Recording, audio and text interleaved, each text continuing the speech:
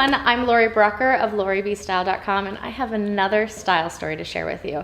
I'm here with a very dear friend of mine, Miss Deborah Kagan, and she is so fabulous, and I couldn't even, words to express how much I adore her and admire everything that she does for women is, I have very few, because I'll let her share on herself because she's truly amazing. So Deborah, why don't you tell everyone about yourself and what you do? Thank you. I'm so glad to be here with you. Hi everybody, I'm Deborah Kagan and I'm a sensual lifestyle specialist. I help women to feel fantastic about who they are, rock their mojo, and have really amazing relationships and careers that just they love.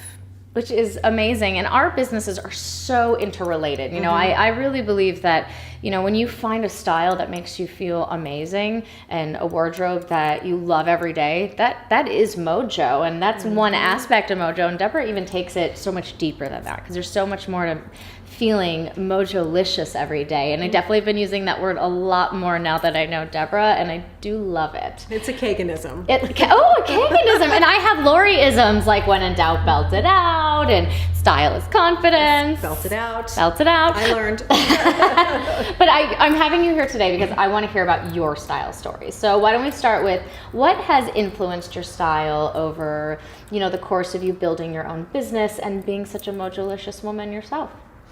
Well, I always think back to when I was a little girl, maybe about 6 or 7 years old, and my grandmother's sister was very fashionable. And she had those, do you remember those candies? That might have been before you.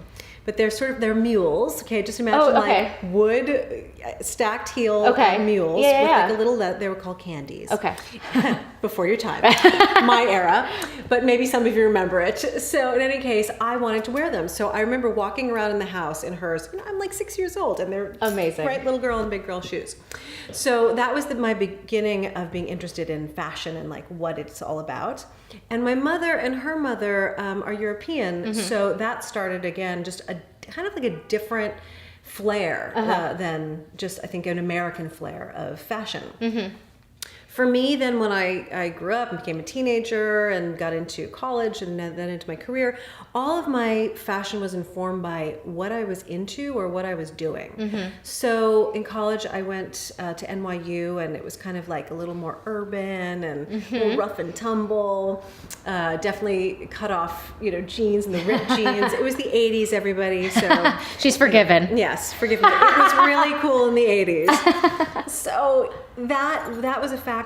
And then I've had a few different iterations of my career, and that also played an influence in my style choices. So in your style now, do you feel like all those little elements start creeping in? Do you feel like, I mean, I definitely know that there's a rocker side to Deborah, that this, you know, very sleek and classy Mojo-licious lady you see before you, Deb has a motorcycle.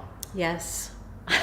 She has a motorcycle. As a hobby, I ride on the weekends sometimes. It's great. But yeah, all of that stuff really does, everything I've experienced, I think, in some way, shape, or form, I feel like I've taken the best of and incorporated it into who I am now, because I know you and I talk about this a lot. It's like we all have these different roles that we play.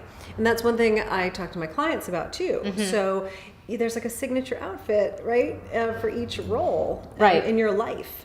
And you've helped me so much in exploring, like pushing the envelope on all of that, because I was kind of afraid to use and wear belts before we knew each other. Like I did, but it just never quite made me comfortable. And is it going to show this little thing or that little thing, or am I going to wear it right? Right. So one of the brilliant things about you is you're so creative in helping your clients to come out of, you know, a safe box of fashion and find, but more importantly, really find what's very particular for that individual.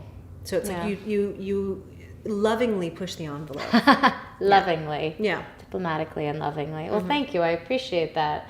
And I think you touched upon an interesting point that every woman experiences with their wardrobe, which is we feel very comfortable doing the same things in our wardrobe, using the same pieces, wearing the same sweaters, the same jeans, and pushing that envelope to get outside yourself, to be creative, to try something new, and also get the proper reaction from it, a very positive one, is, it's priceless. It's something that adds more mojo and energy into your life and gives you the opportunity to even try something new again. And I think that that's a really beautiful thing. And I think a lot of people feel very scared to take that first step. So it's always like about getting uncomfortable and pushing those limits. Well, I'm glad that that's worked out for you, because I always think you look fantastic. We actually met because she saw me in my shoes, and I saw her in her shoes that she's wearing now too, actually.